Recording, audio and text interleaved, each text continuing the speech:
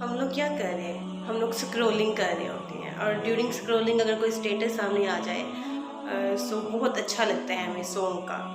And I want to share on my what's app, I want to share on my story, I want to share on my status.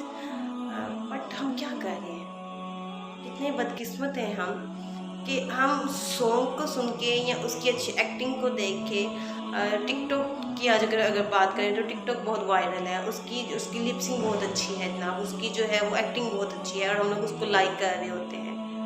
کبھی کسی اچھی بات کو بھی like کیا ہے؟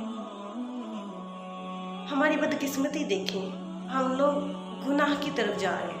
اور جب ہم لوگ اپنا یہ اسٹیٹس لگاتے ہیں تو جب کوئی دوسرا بندہ ہم سے اسٹیٹس مانگتا ہے یا ہماری اسٹوری لگاتا ہے تو ہم پراؤڈ فیل کرتے ہیں کہ یس میری اسٹوری یا میرا اسٹیٹس کسی اور نے لگایا ہوا ہو.